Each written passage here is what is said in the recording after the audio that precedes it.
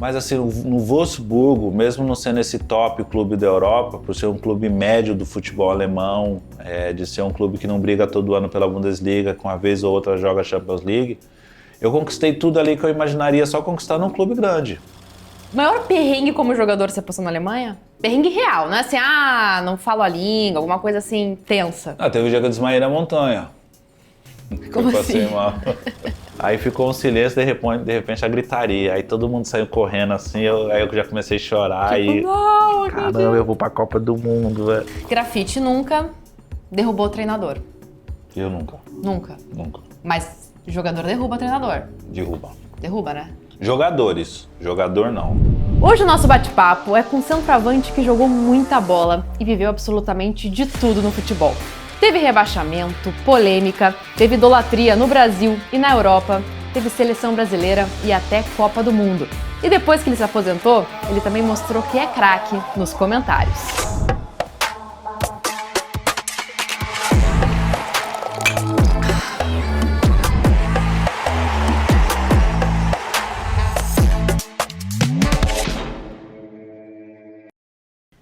Edinaldo Batista, mais conhecido como Grafite e Grafa pros brothers. Aí, ó. Ana Helena Gebel, conhecido como Mania pros brothers. Pros brothers.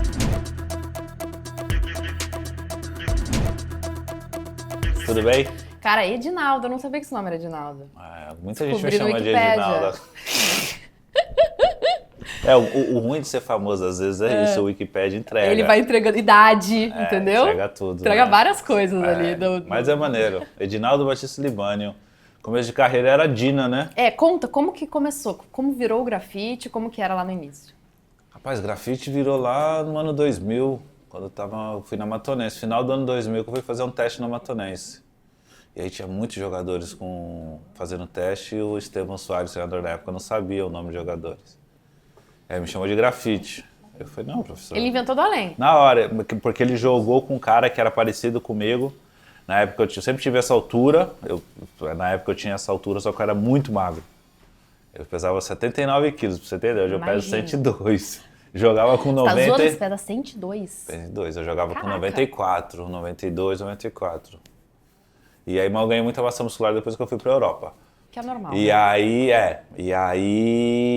eu era muito magro. E ele falou, eu joguei com um cara que era parecido contigo, o apelido dele era Grafite. Aí quando você não gosta de um apelido, pega. Óbvio.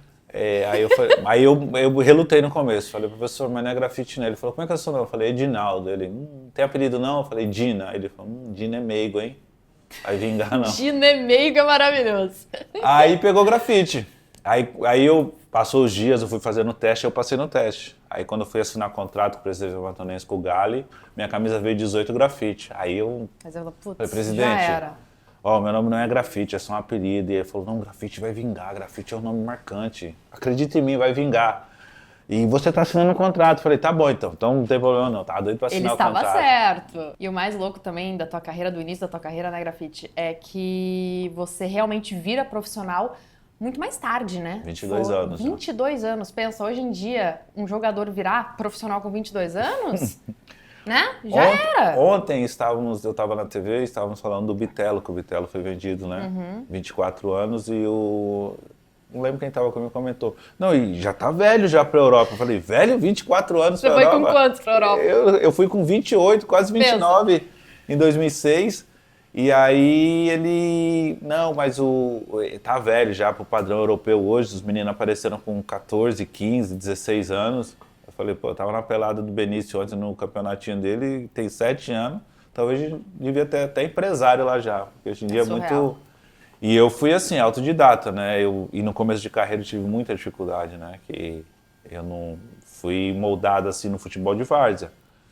E eu lembro quando eu chego no Santa Cruz em 2001, que o meu primeiro time na primeira divisão, eu tinha uma séria dificuldade para finalizar. Quando era para tirar, eu pegava forte. Quando era para chutar forte, eu queria tirar.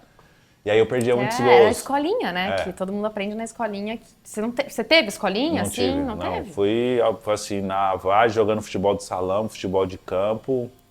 E hoje eu vejo o Benício, meu filho, com a bola o dia inteiro, querendo jogar futebol todo o tempo. Minha esposa, esse menino não para. Eu falei, mas não adianta, eu era assim também e é o ciclo natural. Mas eu, assim, Eu acho que o Leandro Damião também, acho que, se eu não me engano, ele é autodidata também, ele se profissionaliza já com a idade avançada já. Outros jogadores também, que eu não me recordo agora. Mas Eu sei que o bem René difícil. também começou mais tarde. O René, isso.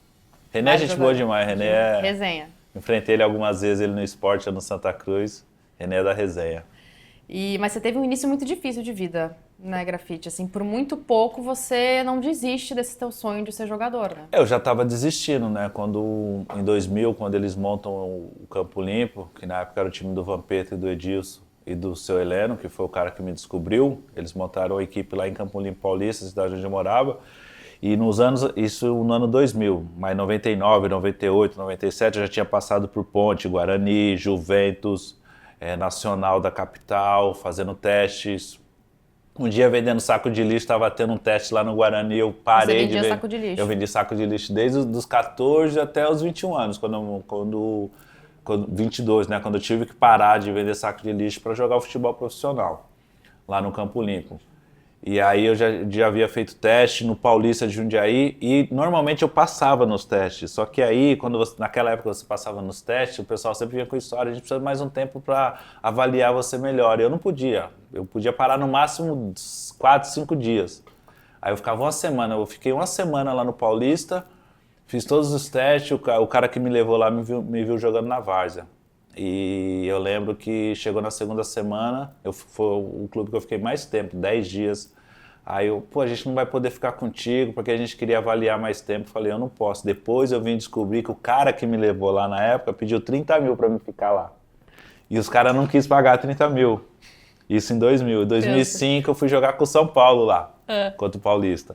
Aí esse diretor do Paulista veio falar comigo depois no vestiário. Grafite, tu lembra da história dos 30 mil? Eu queria te contar. Mas a gente não tinha como dar 30 mil. Eu falei, perderam, né? É uma pena, né? Mas é do futebol, acontece. Futebol, total. Tem muitas histórias no futebol e muitos caras, assim, muito jogador que eram melhores que eu, que tinham uma qualidade acima da minha, que ficaram pelo caminho. Sim. E vem o Santa, né? Eu acho que ali é o primeiro grande clube que você joga, que você fala, cara, agora vim para um clube grande. Série com torcida, A. né? E... Eu lembro a minha estreia no Santa, numa quarta-feira à noite, contra o Internacional. Eu tremia, pô. Minhas pernas tremiam. Eu nunca tinha jogado, pô. Há um ano atrás eu tava jogando no Campo Limpo, que era a 6ª divisão do Campeonato Paulista. Aí fui pra Matonense fazer teste, joguei a 1ª divisão do Paulista.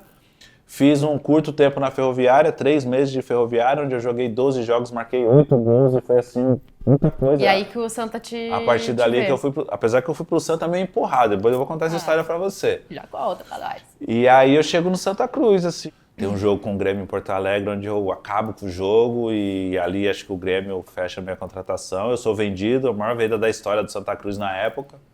Chego no Grêmio bem, fiz uma boa pré-temporada, marco o gol logo no primeiro jogo, no jogo da Sul-Minas, aí me lesiono. Aí era uma lesão que normalmente com 1 mês e meio se voltava, mas na época o departamento médico do Grêmio achou por opção, machuquei o lateral medial, né? E eu rompi ele parcial, não rompi ele total. O pessoal achou que colocando gesso ia beneficiar meu retorno. Aí a minha perna acabou atrofiando, eu fiquei 25 dias com gesso, aí teve problemas, aí eu fiquei em uma lesão que era 1 mês e meio, eu demorei 3 meses para voltar. Aí quando eu voltei, o time já estava encaixado, Rodrigo Fábio, Rodrigo Mendes, os caras fazendo gol direto, aí eu não consegui mais jogar. Graf, e aí vem o São Paulo, que é a realização de um grande sonho de você jogar no seu clube do coração, né? Então, Ana, o São Paulo foi assim, eu queria ir pro São Paulo, tinha as propostas não oficiais e tinha a oficial do São Paulo e a do Santos. E meu pai sempre foi santista, né? Meu pai e meu irmão. E meu pai tinha um sonho de me ver jogando no Santos. Daí mexeu no coração. Eu queria ir pro São Paulo, mas se fechasse o Santos, eu tava feliz também, porque ia ser um sonho do meu pai na época. E aí meus empresários vão para Santos, e chega em Santos, o presidente dá uma canseira neles.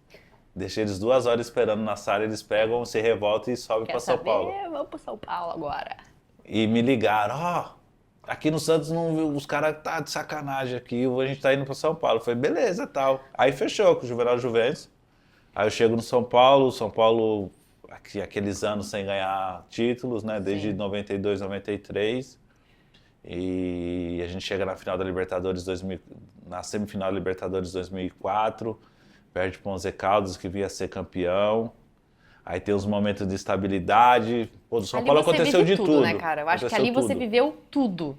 E ainda é o teu time, eu acho que deve ser uma loucura ainda maior, né? Mas eu vou em São Paulo hoje, aí o torcedor de São Paulo me agradece, fala comigo, aí eles falam, você só você salvou o Corinthians, tem essa história, né, do jogo do Corinthians. Inclusive, de uma matéria pro Lance. Não foi? Pô, a matéria do Lance me derrubou. Cara, sacanagem esse lance. Eu fiz os gols contra o Juventus, o jogo contra o Juventus não valia nada, era a última rodada da primeira fase, não teve nem concentração. Nós se apresentamos no CT, almoçamos e fomos para São Caetano do Sul. O jogo foi lá no campo de São Caetano. 2-0 para nós, a bola nunca sobrava para mim, sempre sobrava para o Luiz Fabiano. Aquele dia sobrou 2 para mim, eu botei para dentro, tá nem aí. Só que aí o Corinthians tomou gol da Portuguesa Santista no Pacaembu e perdeu o jogo. E se o Juventus vencesse, o Corinthians caía. Aí a torcida entrega.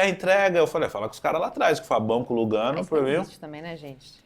Não, aí não podia, pô. Aí no outro dia eu fui fazer a matéria. Eu fiz uma foto, um corintiano ajoelhado assim, eu com o pé em cima do joelho dele e com a camisa do São Paulo.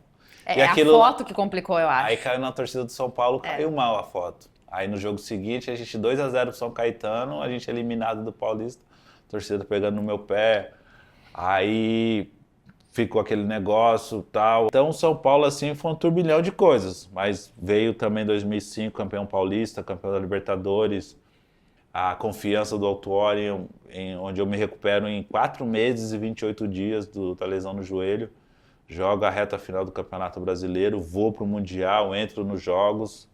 Assim, foram 2 anos assim, maravilhosos no São Paulo.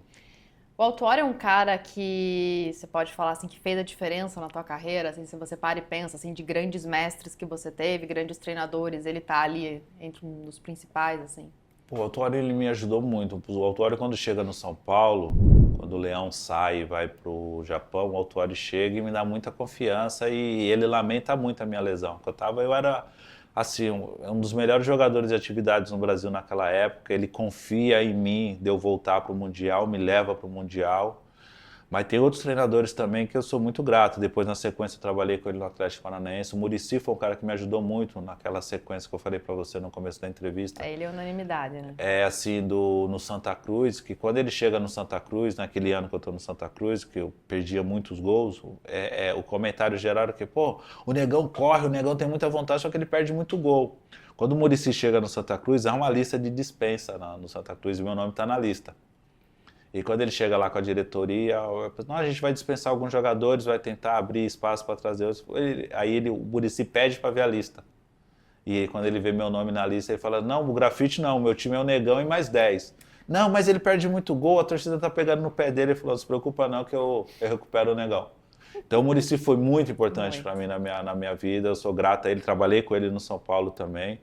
O Leão, nessa fase difícil que eu passei do São Paulo também, de desconfiança da torcida, o cara me deu confiança. Quando o Luiz Fabiano vai embora, ele me coloca para jogar de centroavante e eu começo a desenvolver, começo a fazer gols, sou artilheiro da equipe na temporada, ajudo a classificar o São Paulo para a Libertadores 2005 novamente, e para a Libertadores.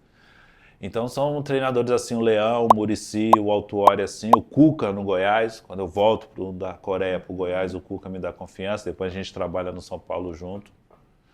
Então teve alguns treinadores assim ao longo da minha carreira, assim, o Milton Mendes, que eu trabalhei com ele no Santa Cruz, também eu aprendi muita coisa com ele. Então são assim pessoas importantes assim, mas o Autuori e o Muricy têm um destaque especial assim, porque eles foram importantes em momentos de dificuldades na minha carreira.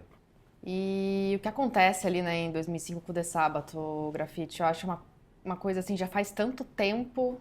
E até hoje é lembrado. Acho que é o primeiro grande caso, né? Foi o primeiro grande caso. E até hoje a gente tem que falar disso, as coisas não mudam. Como que você hoje, assim, né, olhando para trás, assim, o que você viveu, uma coisa que foi inédita naquele momento, assim, como que foi conviver com aquilo e num momento tão importante toda a tua carreira, né?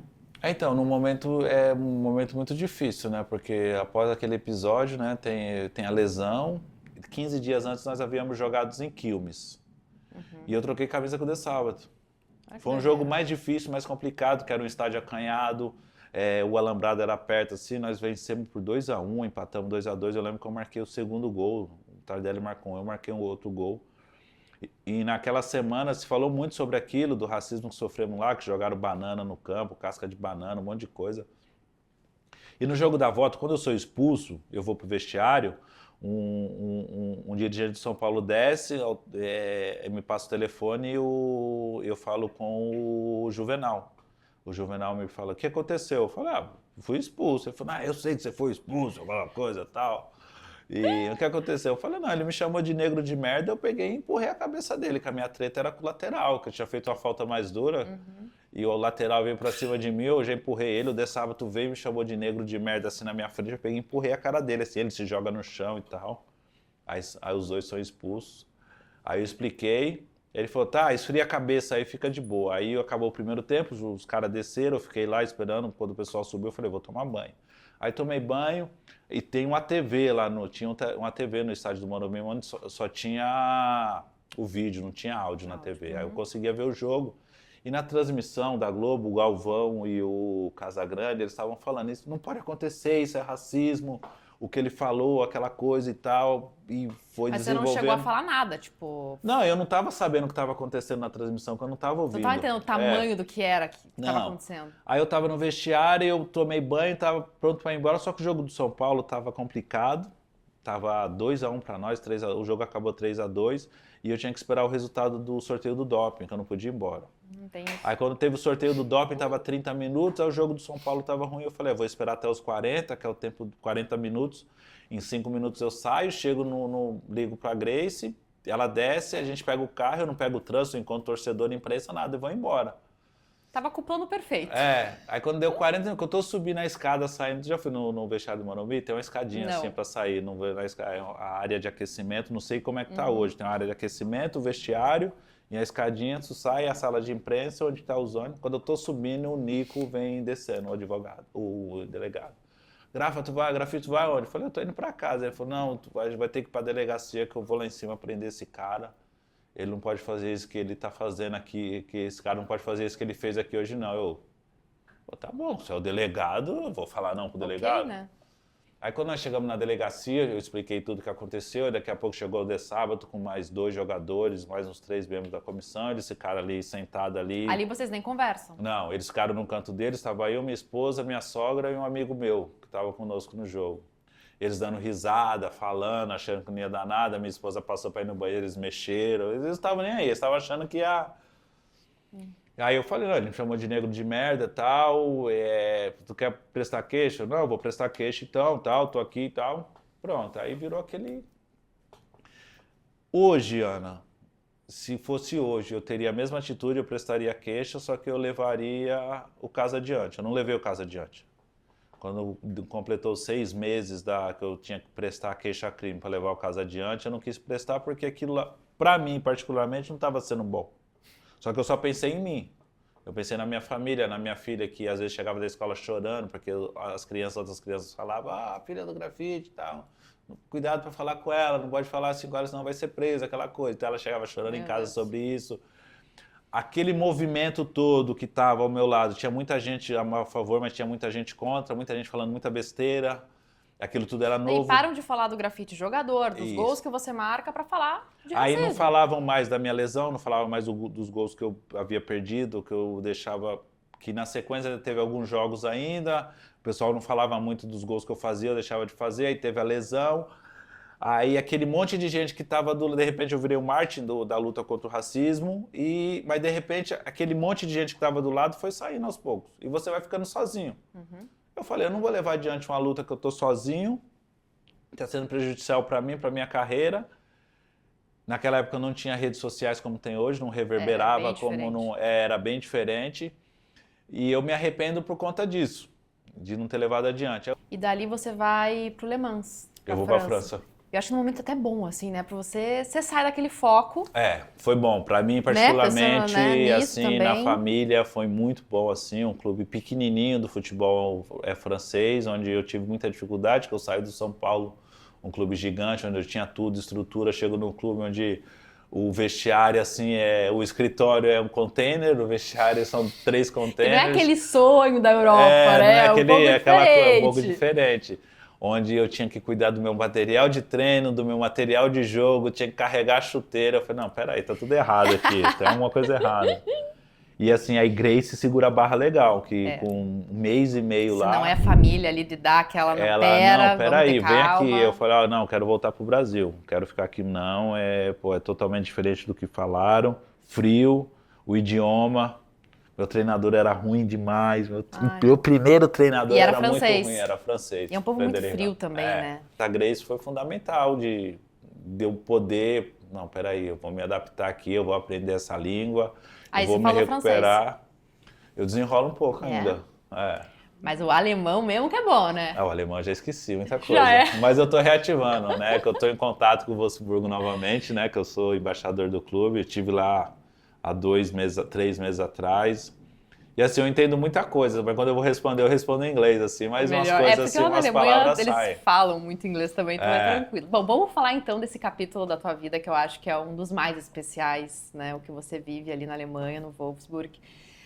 Que você conquista tudo, assim, eu acho que é ali de um sonho de um jogador, assim, né? Você vai pra Europa pra um clube grande, né? Não é o mais top da Alemanha, mas é um clube de relevância.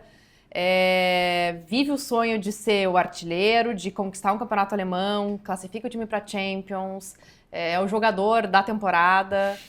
Cara, é tudo ali, né? Então...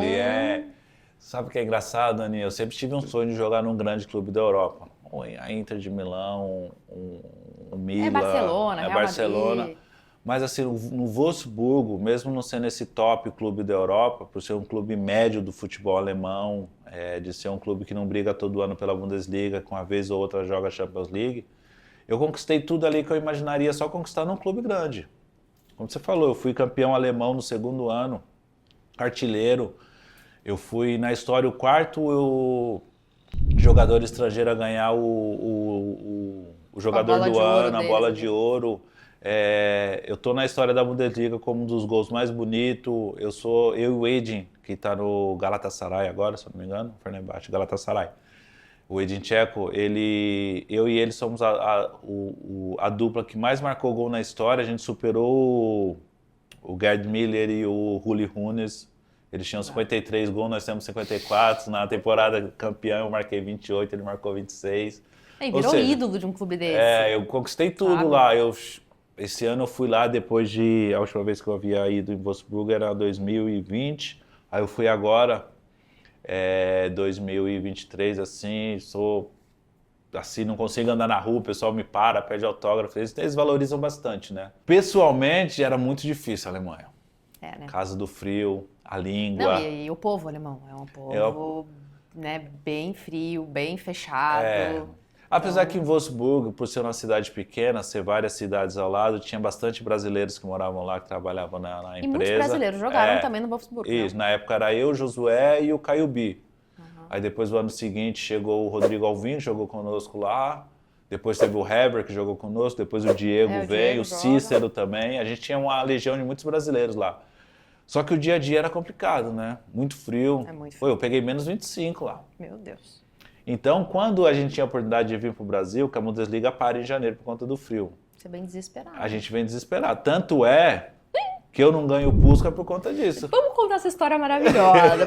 Você marca aquele gol antológico contra o Bayern. E, concorre ao Puskas e ganha o Puskas. Não, eu não chego a ganhar porque Mas você ia ganhar, não ia? Eu ganharia porque... Porque eles não dão... Porque o grafite decide não ir buscar o prêmio. Acabou a temporada 2008-2009, nós fomos campeões, eu venho para o Brasil, porque a Grace tinha vindo para o Brasil 2 meses antes por conta do nascimento da Maria Sofia, que a Maria Sofia nasce em maio. Então você estava com a baby super pequenininha. A Grace veio para o Brasil em abril, Sofia nasce no final de abril, não, Kelly vem comecinho de abril, final de março, Sofia nasce 29 de abril e a Bundesliga só termina 23 de maio. Eu fiquei quase 2 meses lá sozinho porque ela queria que nós vínhamos de férias e a gente vai ficar aqui, a gente vai perder as férias. E as férias era tudo para nós naquela época, na casa do frio, essas coisas. E aí, no final de 2009, aí quando a gente volta de férias, aí não tinha o Puska, foi o primeiro ano do Puska, então não tinha a notoriedade que tem hoje. Aí eu me recordo, quando chega em dezembro, a gente tem um jogo dia 18, minha passagem estava marcada para vir para o Brasil dia 19, e eu só voltava para a Alemanha no dia 8 de janeiro. Aí a gente tinha esse jogo dia 18, o convite chegou no Wolfsburgo dia 14. Só que eles só me avisaram na véspera do jogo, no dia 17. Chegou o convite da gala da FIFA, você está concorrendo ao Puskás. Aí eu falei, que dia que é a gala? É dia 21. Dia 21, dia 22. 22 era.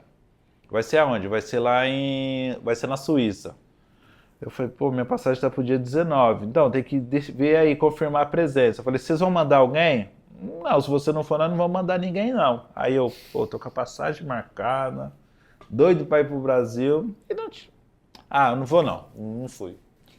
Aí eu fui pro Brasil e tal, aí voltei dia 8, aí quando foi no final de abril, no final de janeiro, assim, quando tá para começar a Bundesliga, aí o pessoal, sabia que você ganharia o Puska? Eu falei, mentira. Eu falei, você ia ganhar. Assim, eu imaginaria que eu ia ganhar porque o meu gol, ninguém tinha feito um gol igual aquele. O gol que ganhou foi no Cristiano Ronaldo, que ele marca um gol fora da área pelo Manchester ainda, se não me engano, contra o Porto.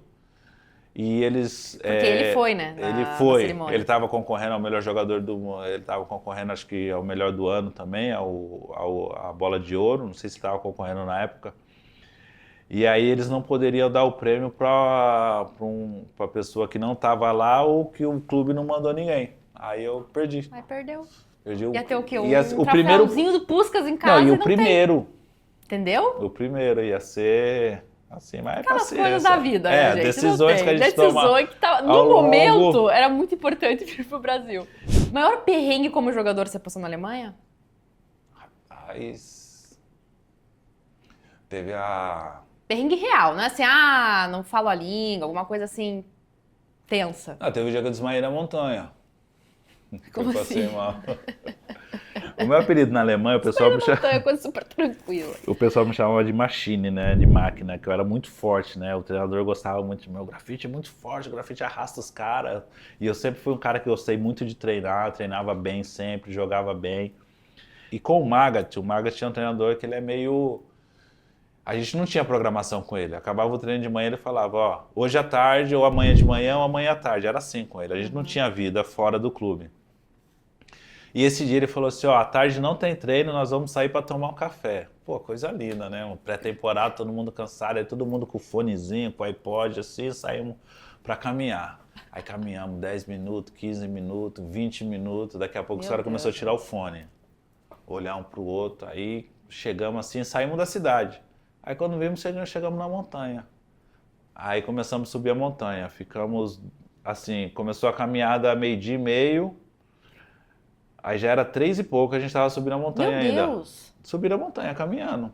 Aí o pessoal foi passando. Aí a comissão foi ficando para trás, os jogadores foi passando. Aí teve uma hora que eu parei assim, falei, Josué, peraí que eu vou descansar um pouco. Aí eu sentei, era uma trilha bem estreita assim, e a montanha. Era uma trilha. Doido, cara. Aí eu sentei assim no chão, assim, botei a cabeça assim, apaguei. Eu acordei com o treinador segurando minhas pernas assim, eu com as pernas pro alto assim, né? E ele segurando minhas pernas. Meu Deus. Grafa, alles klar, falando comigo. Tá tudo bem? Eu... Trainer, alles klar. Was machst du? Ele, o que você tá fazendo? Eu falei, acho que eu desmaiei. Tô me fazendo andar 3 horas, pelo amor de Deus. Eu desmaiei, apaguei. Aí daqui a pouco os caras chamam e faltava só 200 metros para chegar no café, que era o café no alto da montanha. Se você sacanagem. soubesse, Não, né? se eu soubesse que era o café do alto da montanha, a gente tava subindo. Aí saiu no jornal no outro dia lá, Machine Caput, né? Que Caput era morto, tipo, acabou a máquina. Aí saiu no jornal, Machine Caput. Você lá. Grafite tem colapso na montanha, desmaia, mas já tá bem e tal. E aí ficou a resenha, Machine Caput. E até hoje eles contam essa história. Teve um filme agora do Wolfsburg, em 2019. Eles fizeram sobre o título e eles falaram essa história do Machine Caput. Vamos falar de seleção brasileira agora, porque é ali, né, nessa grande passagem que você tem ali no Wolfsburg, que você é chamado em 2009 para um jogo, na verdade, né? Você não faz parte do ciclo, mas você é chamado para um jogo antes da convocação final do Dunga. Aí eu já tava puto com o Dunga, viu? Porque 2009 foi... Você já não gostava dele? Não não gostava, eu tava puto porque 2009 foi, pô, eu fiz... Pô, marquei 29 gols, marquei 36 gols na temporada, 28 no campeonato alemão, foi o artilheiro, o melhor jogador. Mas tinha o Adriano também, né? Ele não me chamou, não, isso aí, mas Que daí é tenso também, né? Mas, Ana, quando você joga, você tá vivendo um momento desse, você... Você, óbvio. É. Você tá ali esperando, né? E aí ele não me chamou. Aí teve um dia, que é engraçado, era até sábado agora, sábado que vem, é meu aniversário de casamento. Na época era não era aniversário de casamento não, era Valentine Days, acho que era. Aí eu fui jantar com a Grace no hotel, aí a gente acabou dormindo no hotel. Aí no outro dia de manhã eu tava saindo, aí é 5 horas de diferença. Quando eu vi o número do Brasil me ligando, 9 horas da manhã do Brasil, eu achei que era emergência. Falei, puta, aconteceu alguma coisa. Deu B.O. Aí atendi, era o Jorginho. Fala, Grafa, beleza, Jorginho? Eu falei, ô Jorginho, tudo bem? E aí o Jorginho me fala, ó, o Luiz foi cortado, que ele teve uma lesão no peito, até uma lesão estranha, uma lesão muscular no músculo do peito.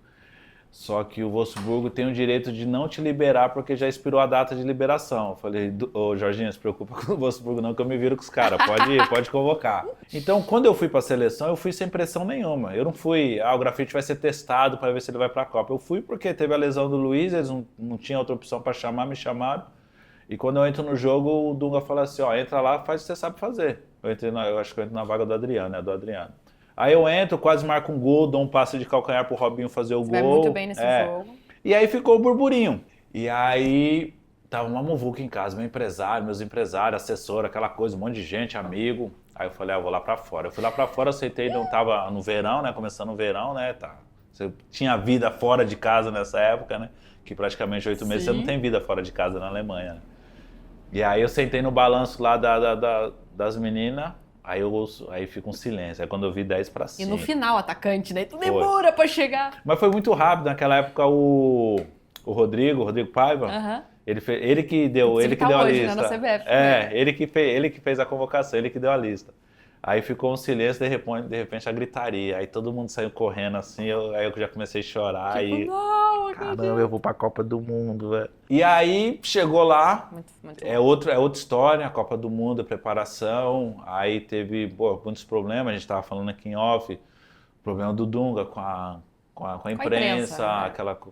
Pô, ele era muito fechado, assim, né, então... Eu lembro o dia do jogo do Chile, que acabou o jogo, a gente classificado para jogar contra a Holanda, ele barrou a Fátima, pô. Fátima Bernardes. A Fátima era a musa da Copa, Pô, a gente todo lá sentado no vestiário. Ela ia entrar no vestiário, né? Fazer uma entrada ao vivo. A Fátima vai entrar, os caras, não vai entrar no Dunga, os caras, ele barrou a Fátima, que isso? A gente todo mundo... Cara, bizarro, né? E aí, mas assim, agora eu tenho que falar uma coisa que eu acho importante. Quando nós chegamos em Joanesburgo, o Dunga fez uma reunião com todos os jogadores e ele falou assim, ó, a gente vai ficar mais recluso. Por conta de 2006 teve toda aquela coisa do oba-oba, que foi a preparação, lembra? Em Vexel, não recordo, teve que muita gente criticou. Porque veio depois do Penta, enfim, tava meio oba-oba mesmo. E aí a gente ficou mais restrito, mais fechado. E o Dunga falou, ó, do jeito que vocês pediram, vai ser dessa maneira. Aí os jogadores haviam pedido para ser mais fechado, só que o Dunga segurou aquilo sozinho. Não precisava barrar Fátima Bernardes. Não precisava. Só que quando acabou a Copa, que todo mundo tava metendo um pau no Dunga também, criticando ele, os jogadores, os que vinham com ele desde aquela época, não se manifestaram. Não, foi nós que pedimos. Não, a gente que pediu, então, a gente aprovou isso, era importante pra gente. Foi, então foi ali, sim. Assim... E ninguém falou nada, e caiu tudo nas costas dele. Isso aí eu acho errado. E assim, teve um episódio, eu dei uma entrevista depois da Copa do Mundo, que eu falei que eu fui pra Copa, que a vaga era do Adriano, mas o Adriano estava tendo problemas, por isso que eu fui pra Copa. Eu falei isso só. E chegou no Dunga que eu falei que eu não merecia ir pra Copa, quem merecia é o Adriano. E o Dunga deu uma entrevista falando assim, se ele não merecia, se ele acha que ele não merecia, o problema é dele. Eu acreditei nele, Paciência, fazer o quê? Só que chegou distorcido nele. Sim. E eu acho que no jogo contra a Holanda, ele não sentiu confiança de me colocar. Ele olhava pro banco assim, e a Holanda é um jogo mais de força, né? De jogo bola aérea, ele podia me colocar ali. Ia ser bem bom ter te colocado, inclusive. Mas eu acho que ele não sentiu confiança naquele momento para entrar no jogo. E eu respeito isso, que ele é o treinador. E até entendo, porque eu não vinha treinando tão bem para ele. Mas pô, eu vou colocar o grafite. A partir do momento que você convoca uma pessoa, você confia nela, você tem que usar, né? É, Ainda mais então, uma característica de jogo ali que você tinha. Então, era um gol de cabeça ali que ia resolver, cara. Então, mas ele fez a opção de não me utilizar ou colocar outro atacante, aquela coisa e tal, e passou. Eu sou grato demais pelo Dunga ter me dado a oportunidade de jogar uma Copa do Mundo. Mas assim, e é um jogo até hoje que eu não sei o que aconteceu, a gente não sabe o que aconteceu, que o jogo virou de uma forma. A gente tinha o jogo na nossa mão para fazer 3-0 no primeiro tempo, 4-0 no segundo tempo, e de repente o jogo virou. O Schneider, que nunca marcou gol de cabeça, marcou 2 gols. Engraçado que no jogo antes contra o Chile, acabou o jogo, o Michael fez a ligação de vídeo com os caras, que eles jogavam junto na Inter, né? Os holandeses. E os caras falavam, assim, pô, a Copa do Mundo acabou pra gente, agora que a gente conseguiu melhorar, a gente vai pegar vocês vão passar por cima. Nem eles acreditavam ganhar da gente. Vamos chamar a galera pra se inscrever de novo, Grafa? Rapidinho. Galera, se inscreva aí no canal Fala Jogador. Dá um like, galera. Dá o like, ativa o sininho. O sininho, tudo. E compartilha com os brothers. E compartilha com os mano aí, porque a nóis. resenha tá boa, viu? Agora aquelas histórias, Grafa, que não pode contar muito, entendeu? Eita. Entendeu? Aquelas resenhas bem loucas, as festinhas, os brother muito maluco. Pô, tem muito, né? Eu joguei com os caras malucos. Souza era um, Tardelli, quando jogava no São Paulo, era solteiro, agora ele tá bem, né? Agora tá casado, tá mais tranquilo. Tá bem, ele melhorou. O Tardelli era pistola total, meu. Tardelli uma vez, ele desceu de helicóptero no... Na balada? Não, teve uma época que ele e o Souza inventaram de andar de jet ski, aí os caras iam pra Santos, ia pra andar de jet ski, aí compraram jet ski. Aí teve um dia que tinha treino à tarde, era o Leão na época. O Leão era o seguinte, treino 8h30 no campo, 8h31 atrasou, no outro dia o treino era às 8. 8h01 no outro dia o treino era às 7h30. O Leão era assim. Cara, se atrasar, e se um atrasasse era...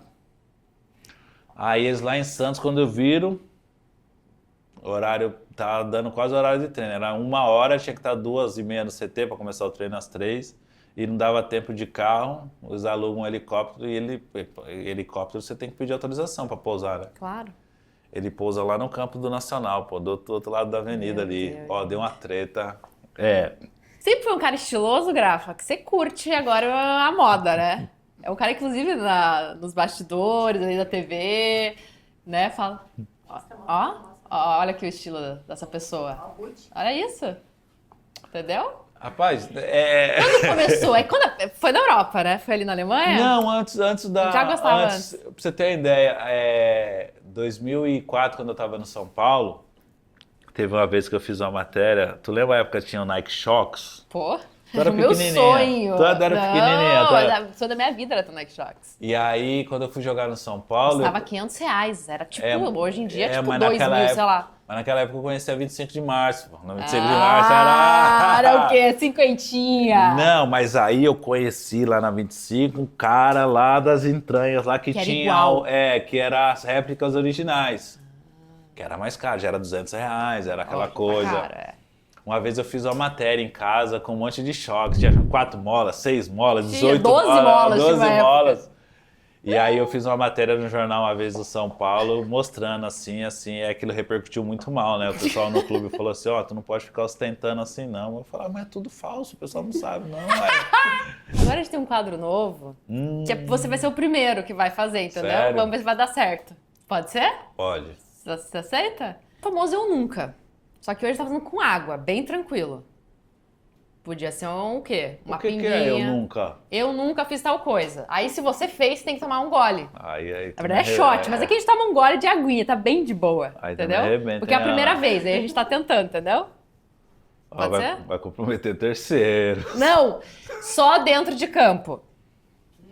Bem legal, entendeu? Eu nunca boleiro. Não, bem de boa, tá? Pode aí ser? Como é que é? Não compromete terceiros real. Não tem nem nada aí. Nem casamento de ninguém, tá? Não tem nada aí, nada, gente. Bem... Você tá dirigindo, cara. Tá querendo ser multado. Bota um comprimido então, alguma coisa aí. Alucinógeno aí. Sua produção tá fraca hoje, mentira. Vamos lá. Grafite nunca derrubou o treinador. Eu nunca. Nunca. Nunca. Mas jogador derruba treinador. Derruba. Derruba, né? Jogadores. Jogador não. Grafite nunca forçou o terceiro amarelo. Aquela famosa, né? Quem nunca? Grafite nunca forjou lesão. Não, nunca. Mas assim, forjar a lesão, o que que é? Tipo assim, cara, sentiu assim, mas... Entendeu? Mas nem sentiu tanto, sabe assim? Mas puta, já tá cansadaço. Não, eu Não? eu Você sempre gostava do gostei. jogo, Eu né? gostava do jogo, do embate. Eu acho que eu ia ser esse cara. Eu acho que eu ia, puta, tô cansado. Sério? Senti a posterior aqui, troca, entendeu? Cara, eu não gostava de jogar de sábado, sabia? Sábado era um nhaca. Pô. Porque você sabe que domingo você vai ter folga, alguma coisa, sábado sempre era nhaca, então eu não gostava muito. Mas eu nunca dei migué, não. Mas deu nunca, migué de não ir pra jogo, não, né? Nunca. Pelo contrário, eu já quis jogar lesionado já algumas vezes. Viu, gente? Ai. Grafite nunca brigou com um companheiro de time. Já, pô. Mas brigar feio. Feio? Não, isso aí vias de fato não, mas acontece Tem que tomar muito. um gole. Outro dia, o pessoal na rede social até me criticou, falou que eu era a favor da violência do episódio do Gerson e do Varela, mas sempre aconteceu aquilo no futebol, sempre teve.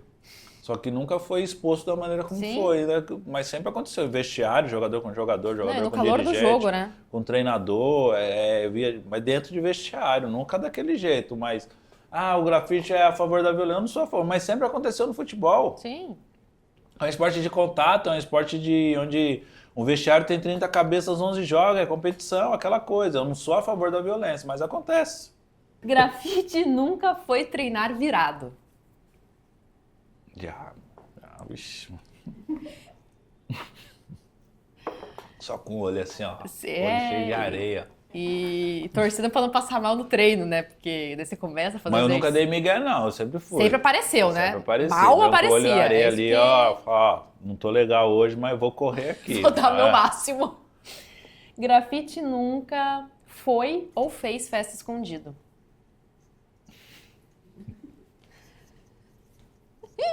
Algumas? Não tem jeito. Não tem, né? Tem que às vezes, né? Normal. Eita, você vai me derrubar. Né? Não, mas não é da esposa, é do clube. Não, eu sei. Entendeu? Vocês estão levando pro lugar errado. Grafite Tá nunca tudo interligado. tentou desestabilizar o adversário.